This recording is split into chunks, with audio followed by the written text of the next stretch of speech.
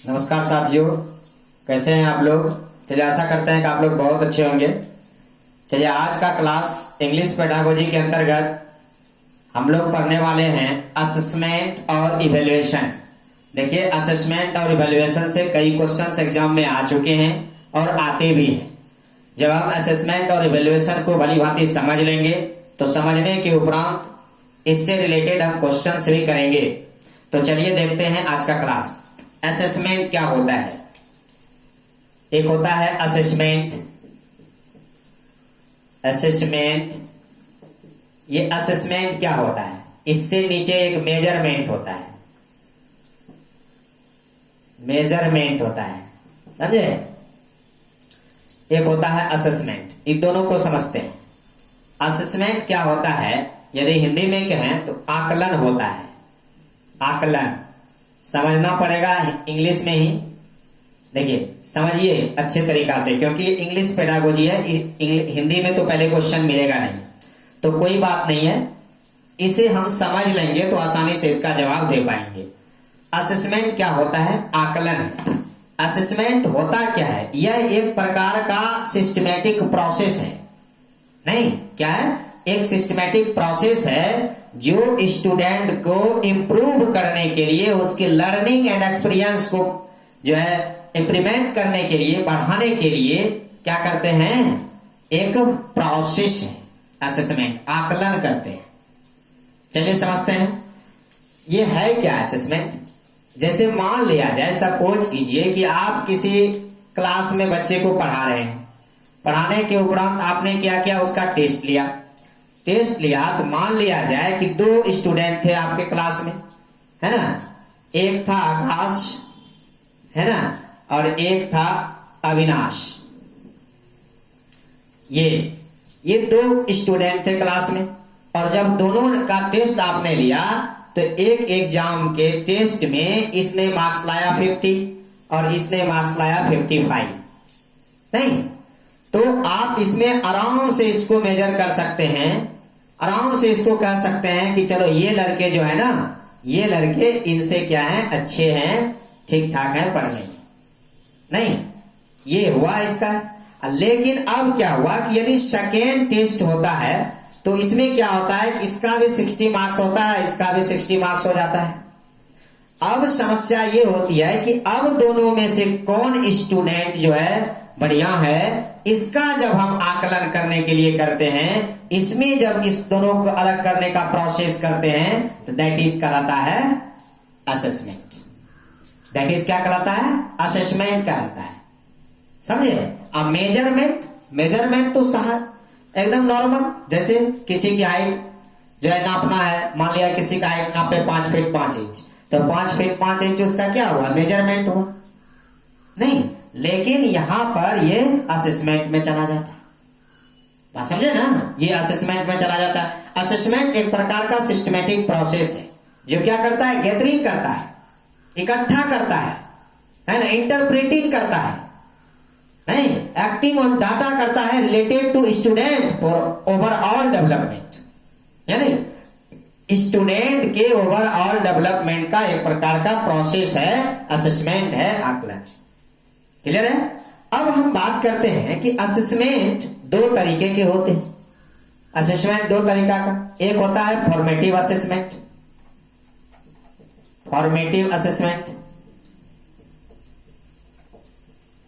है ना, और एक होता है समेटिव असेसमेंट।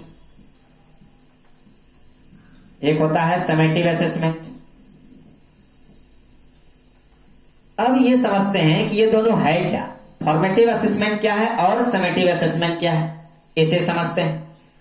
ये फॉर्मेटिव असेसमेंट क्या है और समेटिव असेसमेंट क्या है। समेटिव असेसमेंट का एक और नाम है स्टैंडर्डाइज्ड असेसमेंट। स्टैंडर्डाइज्ड, है ना, असेसमेंट, ये है इसका नाम। यानी समेटिव असेसमेंट को स्टैंडर्डाइज्ड असेसमेंट के नाम से भी जानते हैं। यानी summative assessment are known as standardised assessment. Clear है। अब समझते हैं कि फॉर्मेटिव असेसमेंट क्या है और समेटिव असेसमेंट क्या है। फॉर्मेटिव असेसमेंट को यदि हिंदी में कहें तो रूपात्मक जो है कहा जाता है आकलन, और समेटिक असेसमेंट का मतलब योगात्मक आकलन होता है। लेकिन हिंदी में जाना नहीं है, यहाँ समझना है अच्छी तरीका से फॉर्मेटिव असेसमेंट होता क्या। चलिए समझते हैं। फॉर्मेटिव असेसमेंट का मतलब हुआ ड्यूरिंग, के दौरान। जैसे आप क्लास ले रहे हैं, आपके नीचे स्टूडेंट पढ़ रहे हैं, क्लास के दौरान आपने किसी बच्चे को खड़ा किया और आपने पूछा कि चलो बताओ बच्चे मैंने क्या पढ़ाया, या किसी क्वेश्चंस को दे दिया, उसको बोला तो सॉल्व करो।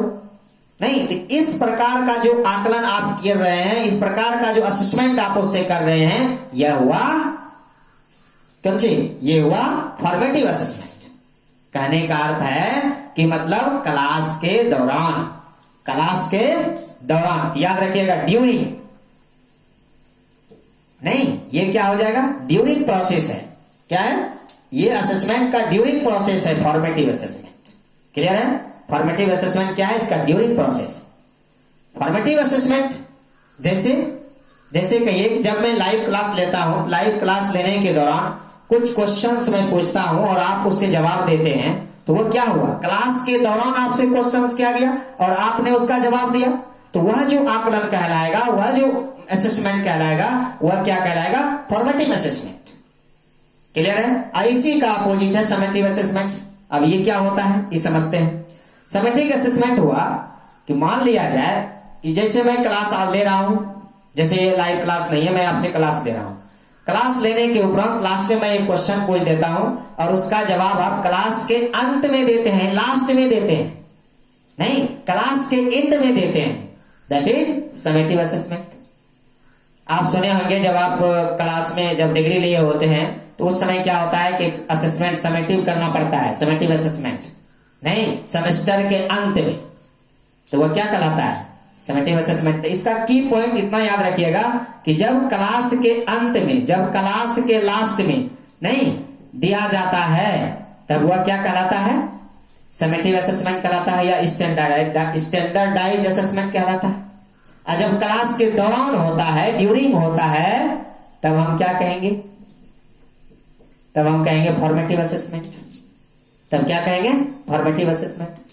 फॉर्मेटिव असेसमेंट क्या होता है, असेसमेंट फॉर लर्निंग होता है, समझ गए, असेसमेंट फॉर लर्निंग मतलब फॉर से, देखिए फॉर्मेटिव बना है ना, फॉर से फॉर्मेटिव, तो याद रखिएगा इसे हम असेसमेंट फॉर लर्निंग कहेंगे। याद रखिएगा, बहुत भी आई है एग्जाम में क्वेश्चन एकदम बना हुआ है और बनता भी है। असेसमेंट फॉर लर्निंग किसके साथ होगा, तो फॉर से फॉर्मेटिव होता है, असेसमेंट फॉर्मेटिव असेसमेंट में फॉर लर्निंग होगा। असेसमेंट फॉर लर्निंग किस में होगा, फॉर्मेटिव असेसमेंट में होगा। क्लियर है, फॉर्मेटिव असेसमेंट में होगा। यह क्या है, एक प्रकार का डायग्नोस्टिक एंड रिमेडियल है। डायग्नोस्टिक और रिमेडियल, जैसे नैदानिक या उपचारात्मक कह सकते हैं, नहीं तो इसमें याद रखिएगा यह पर क्या है, एक प्रकार का, यानी इट इज अ डायग्नोस्टिक, याद रखिएगा डायग्नोस्टिक एंड रिमेडियल, है ना, क्या है, डायग्नोस्टिक एंड रिमेडियल है, REMEDIAL, रिमेडियल, समझे। यह क्या यह है, it is diagnostic and remedial है, यानी नैदानिक और उपचारात्मक प्रोसेस है। फॉर्मेटिव असेसमेंट क्या करता है, प्रोवाइड करता है स्टूडेंट को एक प्लेटफॉर्म प्रोवाइड करता है, नहीं क्या करता है, एक प्लेटफॉर्म प्रोवाइड करता है for the active involvement of the student in their own language. नहीं मतलब यह फॉर्मेटिव असेसमेंट एक प्रकार का प्लेटफॉर्म प्रोवाइड करता है स्टूडेंट को कि वह जो है अपने ऑन लर्निंग को क्या करे, सीखे, उसमें ग्रोथ करे, उसमें डेवलपमेंट हो, नहीं लर्निंग में। तो वही कहता है assessment for learning, formative assessment आएगा, डायग्नोस्टिक एंड रिमेडियल होगा, साथ ही साथ क्या करेगा, यह एक प्रोवाइड करता है एक प्लेटफॉर्म जिसमें क्या होता है, active involvement of the student होता है, active involvement, active involvement, active involvement of the student होता है, समझे, मतलब सक्रिय भागीदारी होता है स्टूडेंट को ऑन लर्निंग करने में, यानी अपने उस सीखने में वो क्या करता है, एक्टिव भागीदारी होता है फॉर्मेटिव असेसमेंट के साथ। क्लियर है। साथ ही साथ यह करता है उसको क्या, एक अवसर प्रदान करता है, एक ऑफर यानी अपॉर्चुनिटी प्रदान करता है, इम्प्रूव देयर ऑन वर्क, यानी स्टूडेंट को अपने वर्क में इंप्रूवमेंट हो, इसके लिए उसे क्या करता है, अपॉर्चुनिटी देता है। क्लियर है? तो याद रखिएगा कि फॉर्मेटिव का कीवर्ड इतना याद रखिएगा, क्लास के दौरान जो क्वेश्चन किया गया वह क्या है, फॉर्मेटिव असेसमेंट है। यानी असेसमेंट फॉर लर्निंग आएगा तो फॉर्मेटिव असेसमेंट मारेंगे। समेटिव असेसमेंट आई, समेटिव असेसमेंट में हमने क्या कहा, क्लास के अंत में, एंड ऑफ नहीं, क्लास के अंत में करेगा। यानी जनरली क्या करेगा, taken by the student, generally क्या देता है, स्टूडेंट देता है at the end of semester. जब सेमेस्टर खत्म होता है तो स्टूडेंट के द्वारा जो है समेटिव किया जाता है असेसमेंट, नहीं, यानी कि सेमेस्टर के अंत में, हर बात हम कह रहे हैं अंत में, क्लास के अंत में समेटिव असेसमेंट दिया जाता है। क्लियर है? इसके साथ जब होता है, कीवर्ड में आइए, तो इसमें आता है assessment of learning, assessment of learning, assessment of learning, याद रखिएगा। यहां पर क्या है, assessment for learning formative, assessment of learning summative, assessment of learning summative. Assessment, ये समेटिव असेसमेंट क्या है, एक प्रकार का मेथड्स है, are the most traditional way of evaluating student work. समझ रहे ना, यह क्या है, एक प्रकार का मेथड है, are the most traditional way of evaluating student work, यानी स्टूडेंट के वर्क को इवेलुएटिंग करने का एक मोस्ट ट्रेडिशनल रास्ता है, एक ट्रेडिशनल यानी पारंपरिक जो है रास्ता है। समझ रहे ना, जो कि सेमेस्टर के अंत में दिया जाता है, यानी एंड में, लास्ट में, अंत में जो है समेटिव असेसमेंट दिया जाता है। Summative assessment is known as standardised assessment. Clear है? एक और क्वेश्चन आपसे पूछ लिया जाएगा कभी कभी, असेसमेंट एज लर्निंग क्या होता है। जैसे ये असेसमेंट फॉर लर्निंग मारिएगा फॉर्मेटिव, असेसमेंट ऑफ लर्निंग मारिएगा समेटिव। अब आता है एक असेसमेंट एज लर्निंग, थोड़ा सा देखिए असेसमेंट एज लर्निंग क्या होता है, इसे समझते हैं। असेसमेंट एज लर्निंग जो सेल्फ से दिया जाए, सेल्फ वाला जो होता है असेसमेंट एज लर्निंग, देखिए assessment as learning, assessment as learning ये क्या होता है, ये ध्यान दीजिए। असेसमेंट एज लर्निंग होता है सेल्फ असेसमेंट, है ना, सेल्फ असेसमेंट होता है असेसमेंट एज लर्निंग। अब ये समझते हैं कि असेसमेंट एज लर्निंग किस प्रकार से होता है। जैसे आप देखिए, जैसे मैं क्लास के दौरान, जैसे मैं पढ़ा रहा हूं, मैं क्लास के दौरान आपसे कुछ सवाल किया तो ये मेरा असेसमेंट हुआ। जब आपसे सीटेट एग्जाम लेती है तो जिस समय सीटेट एग्जाम लेती है उस समय उस सीटेट का असेसमेंट था।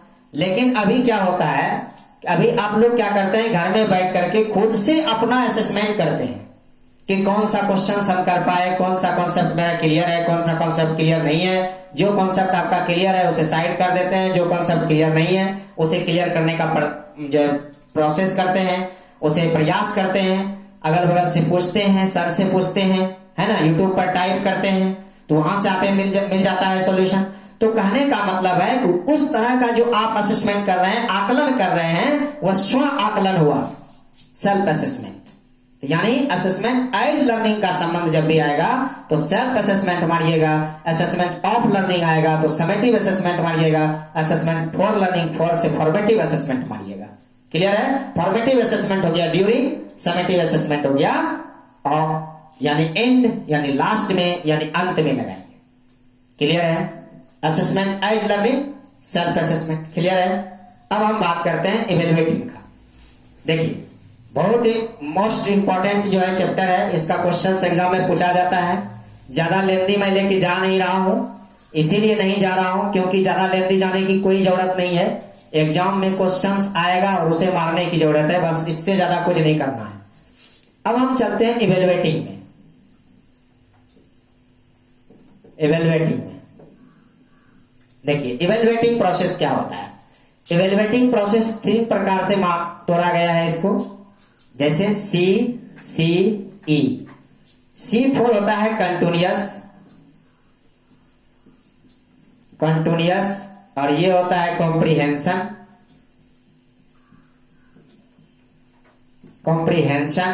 और ये होता है इवेल्युएटिंग।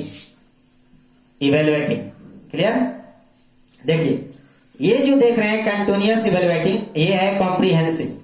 अब दोनों मिलाकर के आप पढ़े होंगे कंटिन्यूअस एंड कॉम्प्रिहेंसिव इवेल्युएटिंग। सतत एवं व्यापक मूल्यांकन का एक क्लास हो जाता है, 2 से 2.5 घंटे का लेक्चर लगता है, लेकिन उतना हमें समझना नहीं है। जो क्वेश्चंस मैंने भी पूछा जाता है एग्जाम में, हमें वो समझना है। कंटिन्यूअस जो इवेल्युएटिंग होता है, कंटिन्यूअस इवेल्युएटिंग जो होता है, इसे समझना है। कंटिन्यूअस इवेल्युएटिंग का अर्थ क्या हुआ? जो रेगुलरिटी हो, ऐसा रेगुलर मतलब क्या? इसका अर्थ ही होता है रेगुलर हो, रेगुलरिटी ऑफ असेसमेंट। तो इसमें क्या याद रखिएगा?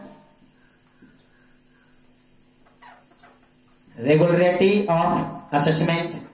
क्लियर है? रेगुलरिटी ऑफ असेसमेंट याद रहेगा। कंटिन्यूअस का रहा है यानी फ्रीक्वेंसी हो यूनिट टेस्टिंग का, यानी फ्रीक्वेंसी ऑफ यूनिट टेस्ट का हो, यानी ये सब किस में जाएगा? कंटिन्यूअस में। 2011 में सीटेट में पूछा भी गया है, हो बहु एकदम चारों ऑप्शंस पूछा गया, ऑल ऑफ दीज आंसर था। उसी में था कि रेगुलरिटी ऑफ असेसमेंट होगा तो कंटिन्यूअस होगा, फ्रीक्वेंसी ऑफ यूनिट टेस्ट होगा, यूनिट टेस्टिंग होगा तो क्या होगा? कंटिन्यूअस होगा। नहीं, साथ ही साथ diagnosis of learning gaps,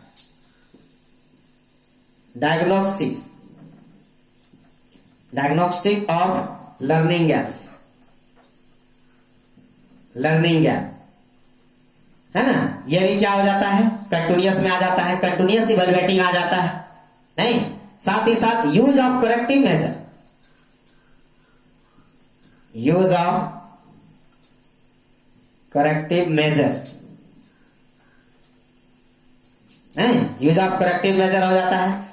diagnostic learning हो जाता है। डायग्नोस्टिक मतलब डायग्नोस्टिक लर्निंग कहने का अर्थ है नैदानिक लर्निंग होता है, गैप्स है ना। फ्रीक्वेंसी यूनिट ऑफ टेस्ट हो जाएगा, रेगुलरिटी ऑफ असेसमेंट होगा कंटिन्यूअस में, और यूज ऑफ करेक्टिव मेजरमेंट होगा। साथ ही साथ कंस्ट्रक्टिव फीडबैक होगा, कंस्ट्रक्टिव फीडबैक है ना। ये पॉइंट है इसका कंटिन्यूअस का। कंटिन्यूअस इवेल्युएटिंग में से इनमें से कोई भी पॉइंट आपको एग्जाम में मिलता है तो इसे आपका पॉजिटिव आंसर है, ये आंसर होने की चांसेस 100% है कि कंटिन्यूअस इवेल्युएटिंग आता है तो रेगुलरिटी ऑफ असेसमेंट मानेंगे, फ्रीक्वेंसी ऑफ यूनिट टेस्ट मानेंगे, डायग्नोस्टिक ऑफ लर्निंग गैप्स मानेंगे, यूज ऑफ करेक्टिव मेजर होगा, कंस्ट्रक्टिव फीडबैक होगा। अब बात करते हैं कॉम्प्रिहेंसिव इवेल्युएशन का। कॉम्प्रिहेंसिव इवेल्युएशन इसको दो तरह से बांट दिया गया, एक स्कोलास्टिक,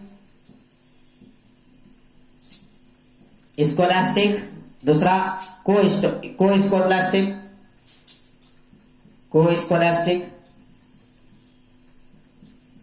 कोस्कोलास्टिक है ना।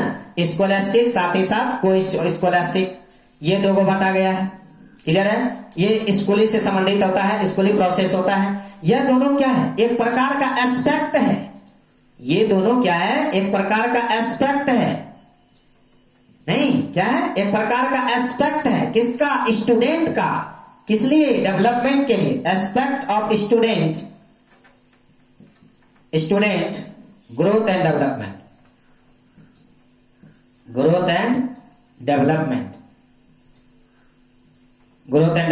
अब ग्रोथ एंड डेवलपमेंट का एक चैप्टर है जो कि मैं आपको बता चुका हूं, नहीं पढ़े हैं तो डिस्क्रिप्शन में लिंक मिलेगा, वहां से जाके पढ़ लीजिएगा। ग्रोथ एंड डेवलपमेंट तो कहने का अर्थ है कि कॉम्प्रिहेंसिव यदि आता है, कॉम्प्रिहेंसिव में क्या करेंगे? स्कोलास्टिक कोस्कोलास्टिक दोनों मारेंगे, बोथ स्कोलास्टिक एंड कोस्कोलास्टिक होगा कॉम्प्रिहेंशन में। ये क्या है? एक प्रकार का एस्पेक्ट है, एक प्रकार का पहलू है। किसका? ऑफ द स्टूडेंट का, ग्रोथ एंड डेवलपमेंट करने के लिए, बच्चों में ग्रोथ और डेवलपमेंट हो, इसके लिए कॉम्प्रिहेंसिव इवेल्युएशन होता है। एक प्रकार का स्कोलास्टिक होता है, कोस्कोलास्टिक होता है। ये क्वेश्चन एग्जाम में पूछा भी गया है, समझ रहे ना। चलिए देखते हैं, हमने अभी तुरंत पढ़ा, असेसमेंट पढ़ लिया, इवेल्युएशन पढ़ लिया। अब हम देखते हैं इससे रिलेटेड क्वेश्चंस। देखिए एग्जाम में पूछा गया है 2019 में, है ना। और ये क्वेश्चंस है इस प्रकार से, देखिए इसको मिटाएंगे। और लिखते हैं क्वेश्चंस। देखिए क्वेश्चंस किस प्रकार से एग्जाम में आए हुए हैं, जरा इसको समझेंगे।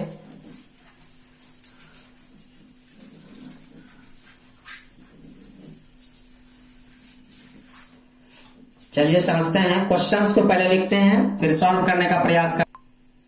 तो चलिए देखिए क्वेश्चंस है कंटिन्यूअस असेसमेंट फोकस ऑन। ये क्वेश्चंस आपको दिया गया है।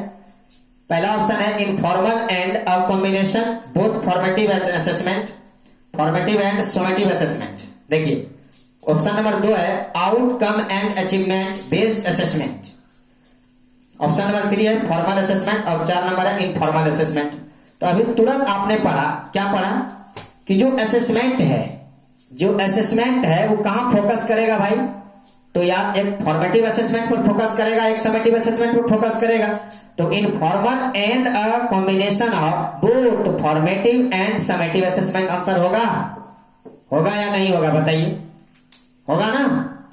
तो इसी तरह से इसको क्यों पढ़ते हैं हम, इसलिए पढ़ते हैं कि एकदम कीवर्ड चलता है और इससे एग्जाम में क्वेश्चन रहने वाला है और आप इसे आसानी से हल कर पाएंगे।